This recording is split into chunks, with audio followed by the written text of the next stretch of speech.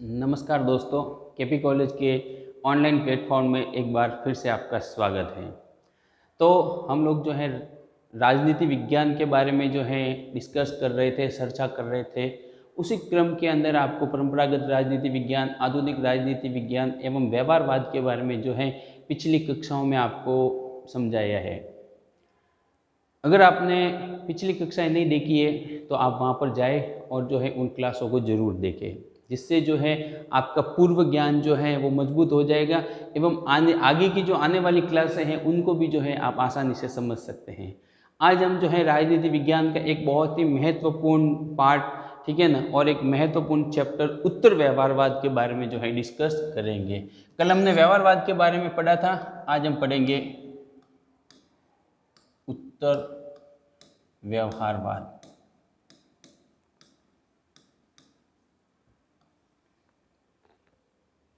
जिसको post behaviourism भी कहते हैं, इंग्लिश में जिसको कहते हैं पोस्ट बिहेवियरलिज्म, उत्तर व्यवहारवाद।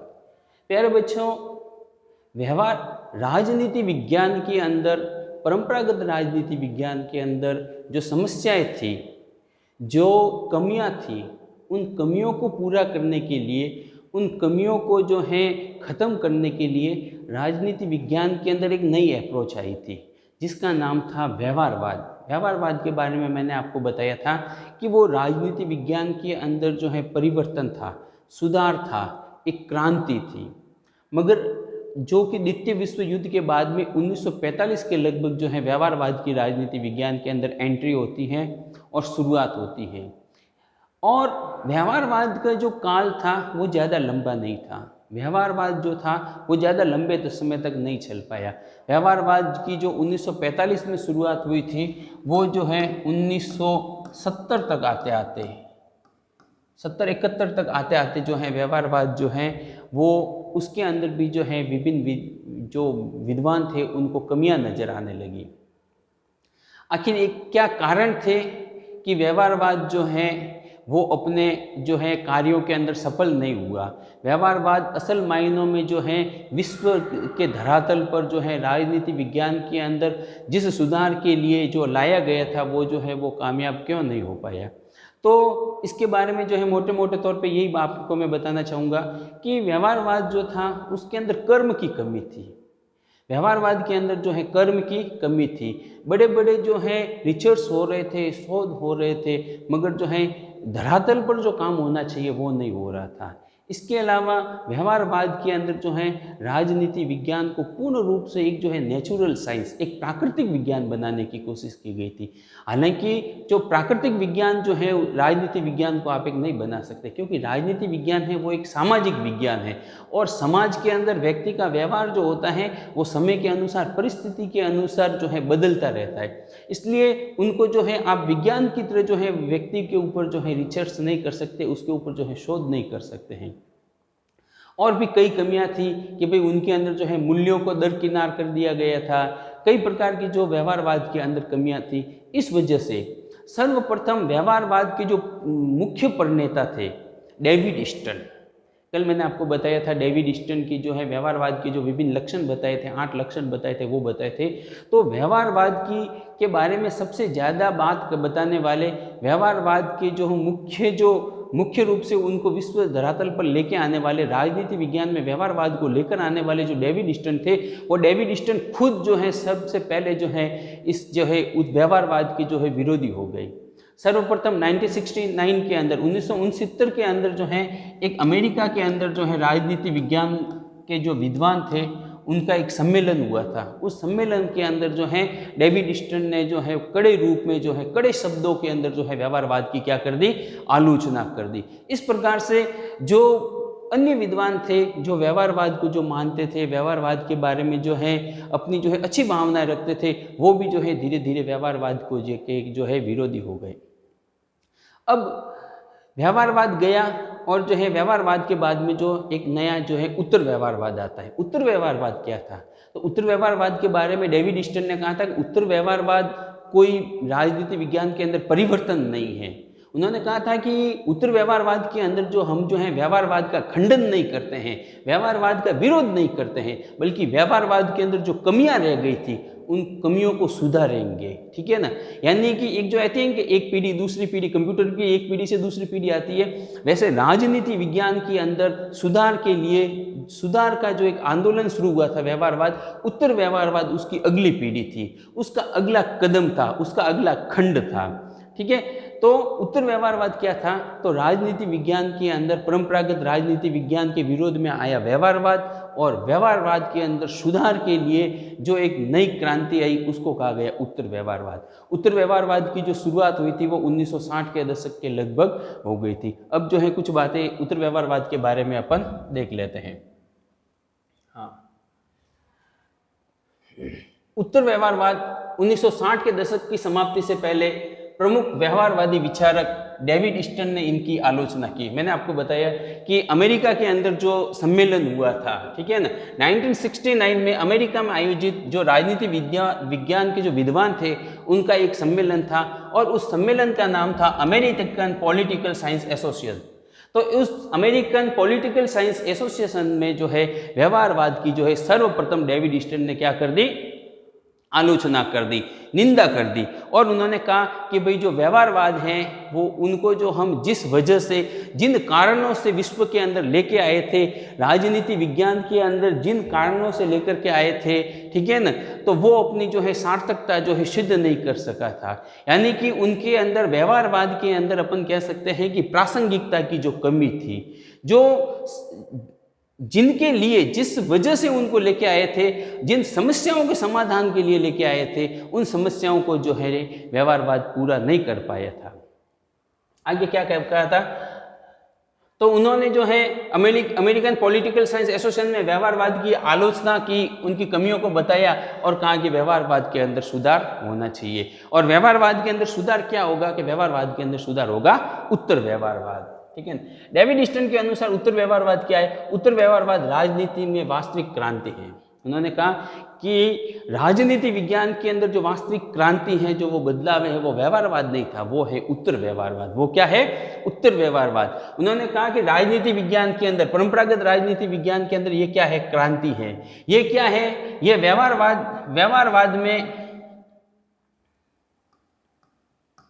व्यवहारवाद में संशोधन है, सुधार है।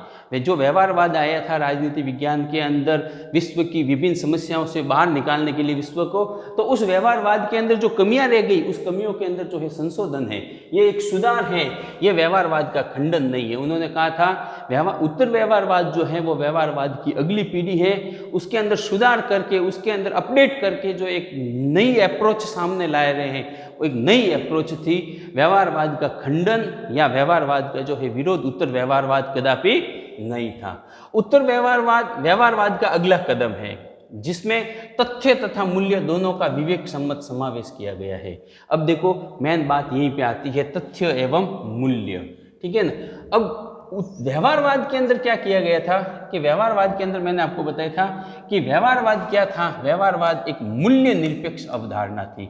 व्यवहारवाद क्या था, मूल्य निरपेक्ष अवधारणा थी। व्यवहारवाद के अंदर जो है मूल्यों को बिल्कुल भी स्थान नहीं था। यानी कि व्यवहारवाद के अंदर विभिन्न राजनीति विज्ञान के विद्वानों ने मूल्यों की जो है आलोचना की थी। उन्होंने बताया था कि राजनीति विज्ञान के अंदर जो है मूल्यों को होना ही नहीं चाहिए, मगर बाद में जाकर के जो है मूल्यों की जो सार्थकता थी वो जो है विद्वानों को पता चली। उनको लगा कि जो है मूल्य जो है वो अत्यंत आवश्यक है। राजनीति विज्ञान के अध्ययन के लिए जो है मूल्य अत्यंत आवश्यक है। मूल्यों को त्याग करके आप जो है वास्तविक व्यक्ति के व्यवहार का अध्ययन नहीं कर सकते। अगर आप जो है राज्य के अंदर व्यक्ति के जो मूल्य हैं, जो राज्य के मूल्य है, उनका त्याग कर देंगे तो फिर आप जो है सही मायनों में जो है व्यक्ति के व्यवहार का अध्ययन नहीं कर सकते। सही मायनों में जो है आप राज्य का और व्यक्ति का अध्ययन नहीं कर सकते। और व्यवहारवाद के अंदर मूल्य निरपेक्षता, मूल्यों को त्यागा था और क्या किया गया था, तथ्यों को जो है उसमें अंदर जोड़ा गया था कि भाई फैक्ट के ऊपर ध्यान दिया गया था। मगर उत्तर व्यवहारवाद के अंदर तथ्यों के साथ साथ में जो है मूल्यों को भी जो जोड़ा गया था, ठीक है ना, मूल्यों प्लस तथ्यों दोनों को जो है इसके अंदर जो है शामिल किया गया था। यानी कि विद्वानों का कहना था कि इसके अंदर मूल्य भी जरूरी है और साथ साथ में जो है तथ्य भी जरूरी है, फैक्ट भी होने चाहिए, वास्तविकता भी होनी चाहिए और उसके अंदर जो है मूल्यों को भी शामिल किया जाना चाहिए। तो एक प्रकार से अपन कह सकते हैं कि उत्तर व्यवहारवाद जो है ना वो एक कैसी है, समन्वयवादी प्रकृति है। उत्तर व्यवहारवाद की प्रकृति कैसी है, समन्वयवादी। समन्वयवादी प्रकृति का मतलब है कि भाई इसके अंदर जो है इनकी जो है समन्वयवादी प्रकृति है, ठीक है ना, यानी कि सबको जोड़ करके, सबको लेकर के साथ में चलना, आगे बढ़ना, ये जो है उत्तर व्यवहारवाद की प्रकृति थी। डेविड स्टर्न ने उत्तर व्यवहारवाद के बारे में क्या बताया कि उत्तर व्यवहारवाद भविष्योन्मुखी है, ठीक है ना, यानी कि परंपरागत राजनीति विज्ञान तो पास्ट पे ध्यान देता था, व्यवहारवाद जो था वो प्रेजेंट पे ध्यान देता था, फिर भी जो है उसमें जो है ज़्यादा जो है सुधार नहीं ला सका था। वो प्रेजेंट पे काम कर रहा था मगर उसमें जो है सुधार ज़्यादा नहीं ला सका था। तो इसके लिए उन्होंने कहा, डेविड स्टर्न ने कहा कि उत्तर व्यवहारवाद जो है वो भविष्योन्मुखी है, ठीक है ना, और जो है यानी कि वो भविष्य के बारे में विचार करेगा, वो फ्यूचर के बारे में विचार करेगा, आने वाले समय में विश्व के अंदर कौन कौन सी समस्याएं आ सकती हैं, आने वाले समय में व्यक्ति जो है किन किन परिस्थितियों से गुजरने वाला है, कौन कौन से राज्यों में क्या क्या स्थिति होने वाली है, ठीक है ना, इनके बारे में जो है विचार करेगा। अगर आने वाले समय में युद्ध हुआ तो क्यों होगा, उसके कारण क्या होंगे, क्या क्या बदलाव होंगे और क्या क्या बदलाव होने चाहिए, इन सब बातों के ऊपर जो बात करता है वो है उत्तर व्यवहारवाद, ठीक है ना। तो डेविड स्टर्न ने क्या कहा, उत्तर व्यवहारवाद भविष्योन्मुखी है, वो फ्यूचर की बात करता है, फ्यूचर के लिए जो है काम करता है और राजनीति विज्ञान को एक नई दिशा में आगे बढ़ाना चाहता है, पॉलिटिकल साइंस को एक नई दिशा में आगे बढ़ाना चाहता है, एक नई अप्रोच के रूप में सामने लाना चाहता है जो राजनीति विज्ञान को जो है एक नई ऊंचाइयों पर लेकर के जाए। यह अतीत व्यवहारवाद की उपलब्धियों को स्वीकार करते हुए उसमें कुछ नया जोड़ना चाहता है। उत्तर व्यवहारवादियों ने कहा था कि व्यवहारवाद जो है वो राजनीति विज्ञान के अंदर जो है बिल्कुल असफल नहीं हुआ, व्यवहारवाद के अंदर भी कुछ अच्छी बातें थी, व्यवहारवाद के अंदर भी ये कुछ अच्छी बातें थी जो हमने पिछली कक्षाओं के अंदर जो है व्यवहारवाद पढ़ा उसके अंदर बताई थी आपको। तो उत्तर व्यवहारवादियों का मानना था कि व्यवहारवाद जो है वो बिल्कुल जो है एक तरीके से अपन कह सकते हैं नहीं कि जो है वो अनसक्सेसफुल नहीं था, यानी कि बिल्कुल जो है उसके अंदर उसकी भी सार्थकता थी, उसके अंदर भी कुछ अच्छी बातें थी, ठीक है ना। तो वो ये कह रहा है कि जो व्यवहारवाद की जो उपलब्धियां रही है, व्यवहारवाद के अंदर जो अच्छी अच्छी बातें थी, उन अच्छी बातों को उत्तर व्यवहारवाद के अंदर बनाए रखेंगे, ठीक है ना, उनको जो है परिवर्तन नहीं करेंगे। तो उनकी उपलब्धियों को स्वीकार करते हुए उसमें कुछ नया जोड़ना चाहता है। इनके हालांकि उसमें भी व्यवहारवाद भी, इनके कहने का मतलब यही था कि व्यवहारवाद भी अच्छा था मगर उसके अंदर जो कमियां रह गई थी उन कमियों को पूरा करके जो है एक नई अप्रोच सामने लाएंगे, वो होगा उत्तर व्यवहारवाद। अब देखो मेन बात ये आती है कि व्यवहारवाद की असफलता के उत्तर व्यवहारवाद के उदय के कारण क्या थे, उत्तर व्यवहारवाद के उदय के कारण क्या थे। तो उत्तर व्यवहारवाद के जो प्रमुख कारण थे उदय के, उनके अंदर जो पहला और मुख्य कारण है वो तो यही है कि व्यवहारवाद की असफलता। व्यवहारवाद जो था वो असल मायनों में जिस वजह से विद्वान इनको राजनीति विज्ञान के अंदर लेकर के आए थे वह अपने कार्यों के अंदर सफल नहीं हुआ था। जो परिवर्तन राज्यों के अंदर, सरकार के अंदर, व्यक्ति के व्यवहार के अंदर व्यवहारवाद की वजह से आ जाना चाहिए था वो परिवर्तन नहीं आया था। असल मायनों में जो है व्यवहारवाद जो है वो ज़्यादा सक्सेस नहीं हो पाया था। व्यवहारवाद के अंदर बहुत सारी कमियां भी थी क्योंकि उसने कमी क्या थी वो कि वो यानी कि उसने जो है व्यक्ति के जो है मूल्यों पे ध्यान ही नहीं दिया बिल्कुल, और जो है कई बातें जो थी उनके अंदर जो है कर्म वो जो है सार्थक भी नहीं था, कई प्रकार की जो समस्याएं थी, इस वजह से जो है व्यवहारवाद जो थी वो असफल हुआ था विश्व मायने के अंदर। तो फिर उन्होंने कहा कि भाई व्यवहारवाद जो है वो अपने कार्यों में सफल नहीं हो रहा है, हम व्यवहारवाद के अंदर जो कमियां रही हैं उन कमियों को पूरा करते हैं, उनके अंदर जो है और बातों को जोड़ते हैं और एक नई अप्रोच जो है सामने लेकर के आते हैं और वो जो होगी उत्तर व्यवहारवाद होगी। इसके अलावा अध्ययन पद्धतियों से असहमत थी। सबसे मुख्य बात जो व्यवहारवाद की जो सबसे मुख्य कमी थी, वो कमी यही थी। वो ये कमी ये थी कि उनकी जो अध्ययन पद्धति थी, अध्ययन पद्धति से जो है विद्वानों को असहमति थी। जिस अध्ययन पद्धति को व्यवहारवाद के अंदर अपनाया जा रहा था, उस पद्धति के द्वारा जो है व्यवहारवाद के अंदर व्यक्ति का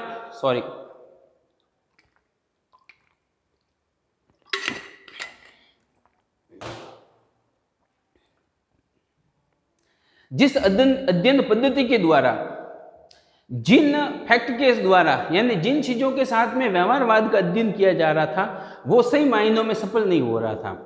अध्ययन पद्धति क्या थी कि व्यक्ति को जो है व्यक्ति के व्यवहार का अध्ययन करने के लिए, राज्यों का, सरकारों का अध्ययन करने के लिए क्या करना, विज्ञान की तरफ, वैज्ञानिकता की कसौटी पे इसको जो खरा उतारना, ठीक है ना। विज्ञान की तरह जो है इनका जो है इनके ऊपर भी जो है प्रयोग करना और इनका जो है अध्ययन करना। प्यारे बच्चों, व्यक्ति एक सामाजिक प्राणी है, व्यक्ति एक सामाजिक प्राणी है और समाज के अंदर परिस्थिति के अनुसार उसका क्या होता है, स्वभाव है वो बदलता रहता है, उसका जो है स्वभाव बदलता रहता है। कहते हैं कि भाई वाल्मीकि, तुलसीदास जी जो महान महान संत हुए हैं, वो भी एक समय के अंदर जो है उनका भी पास्ट कुछ अलग ही था, उनका भी पास्ट कुछ अलग ही था, मगर आने वाले समय के अंदर, फ्यूचर के अंदर जो है कुछ ऐसी उनके जीवन में घटनाएं घटी कि वो जो है उनका जीवन बिल्कुल से बदल गया। आने वाला उनका जो फ्यूचर हुआ वो बिल्कुल अलग ही हुआ, ठीक है ना। वो जो है एक दूसरे रूप में जो है दुनिया के सामने आए।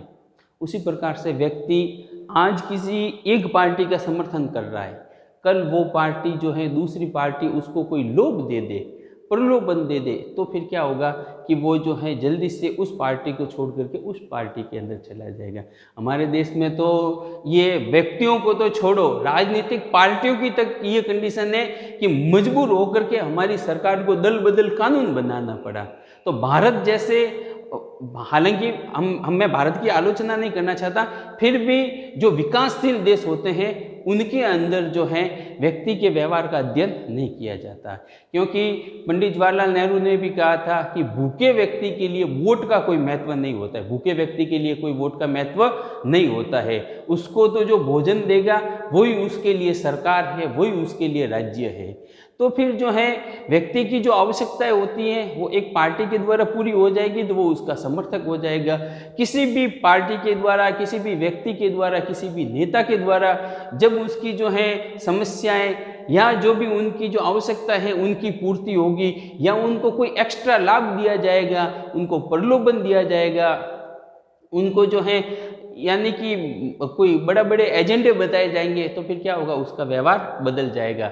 यानी कि वो निश्चित रूप से इसी पार्टी को वोट देगा वो जरूरी नहीं है, उसका व्यवहार बदल सकता है।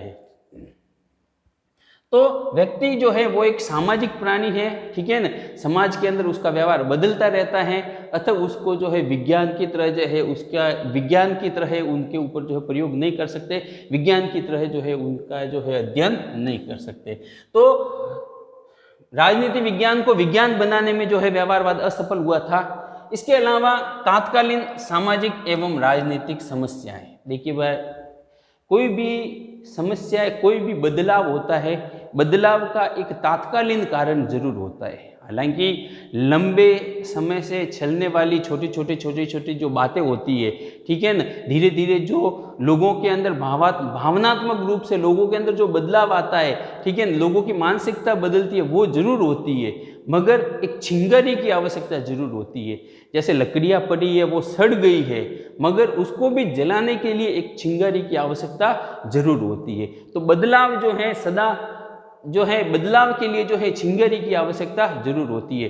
तो व्यवहारवाद के अंदर भी जो बदलाव आया था, व्यवहारवाद का भी जो विरोध हुआ था, व्यवहारवाद के अंदर भी जो सुधार की जो मांग हुई थी, ठीक है ना, व्यवहारवाद के अंदर भी जो है सुधार की आवश्यकता महसूस हुई थी, उसकी वजह क्या थी? उसकी वजह थी उस समय की तात्कालीन परिस्थितियां। आपको पता है कि द्वितीय विश्व युद्ध 1945 के अंदर पूरा हुआ। द्वितीय विश्व युद्ध जो है उसके अंदर जो है बहुत सारे परिवर्तन आए। द्वितीय विश्व युद्ध के जस्ट बाद में द्वितीय विश्व युद्ध एक जो महान परिवर्तन विश्व के अंदर लेके आया वो था परमाणु बम।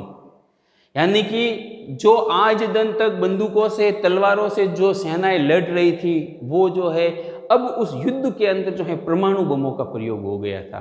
हिरोशिमा और नागासाकी के अंदर परमाणु बमों की जो है ताकत और उनके द्वारा होने वाले विनाश को जो है विश्व ने देख लिया था।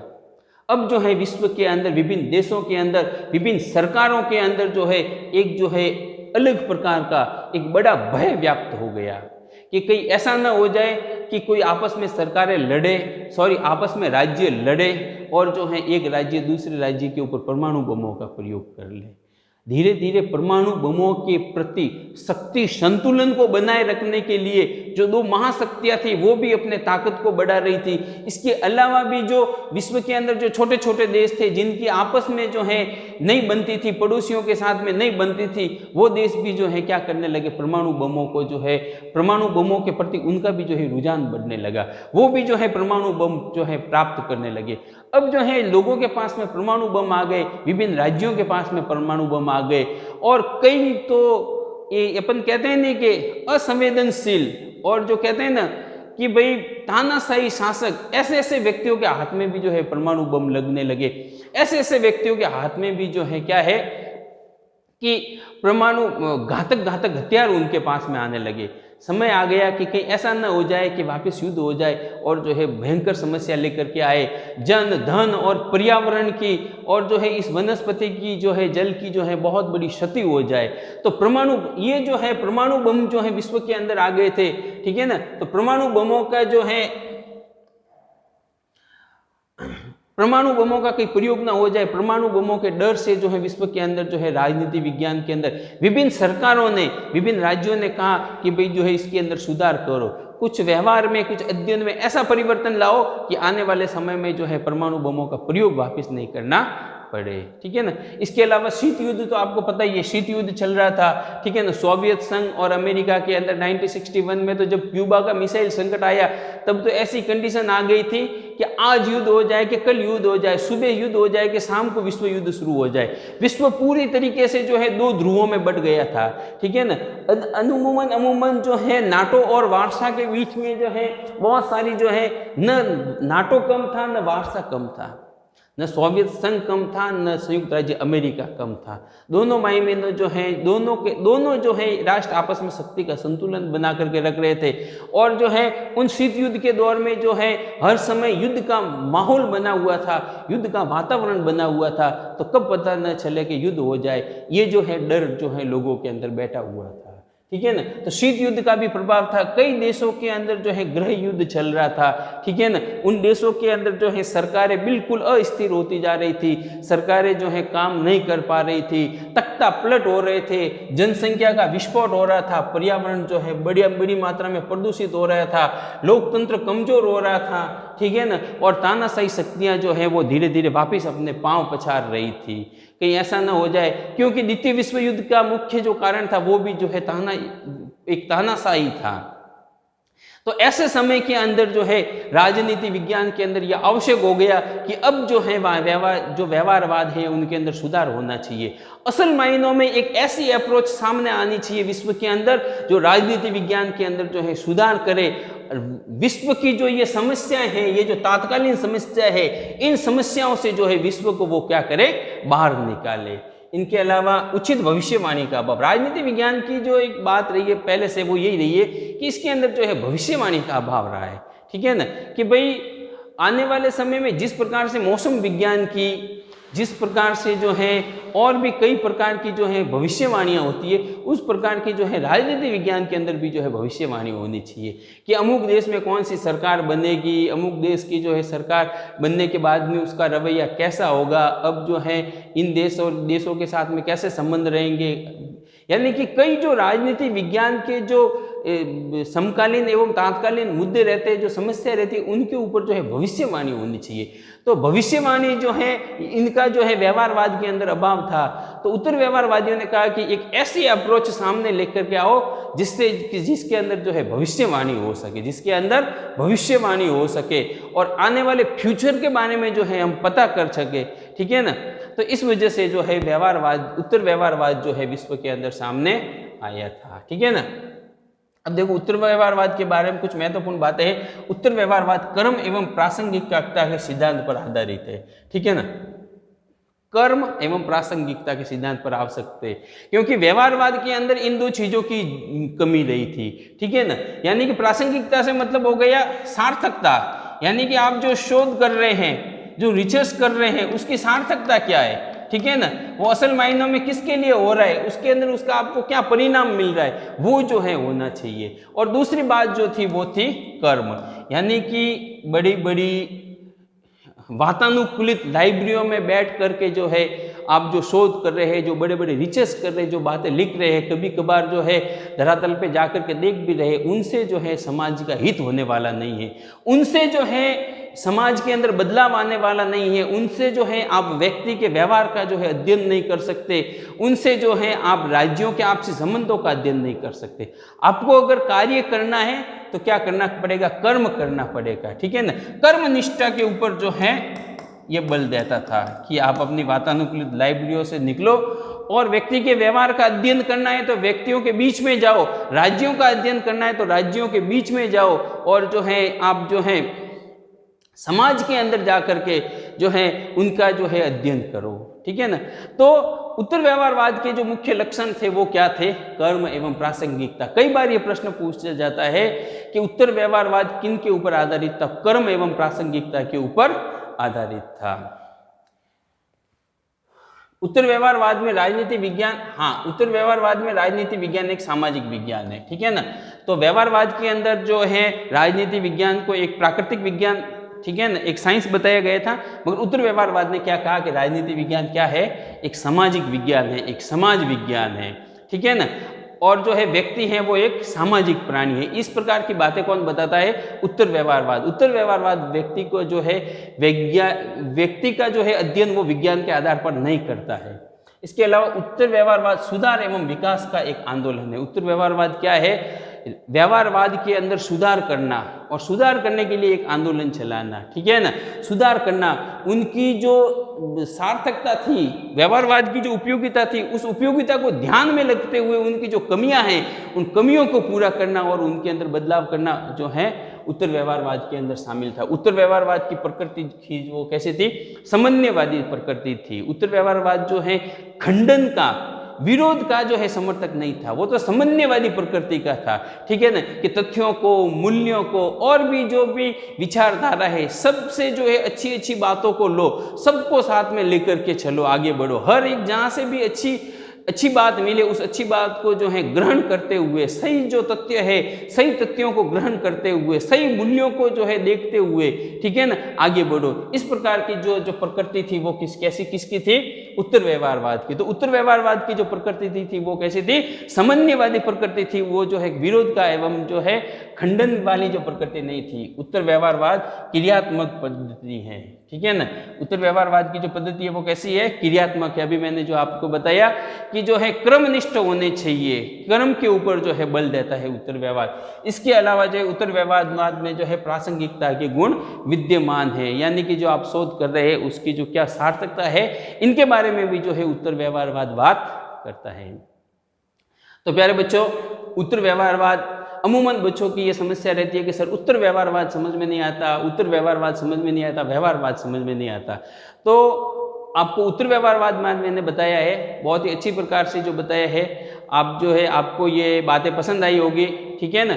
तो आप जो है जो ये अपना वीडियो है इसको ज़रूर लाइक करना, शेयर करना, सब्सक्राइब करना, और आपका जो भी फीडबैक है वो आप जो है अपने जो है कमेंट बॉक्स में ज़रूर लिखना, ठीक है। अगली क्लास में जो है डेविड स्टर्न ने जो है उत्तर व्यवहारवाद की क्या विशेषताएं बताई थी उनके बारे में जो है आपको बताया जाएगा। आज के लिए इतना ही, धन्यवाद।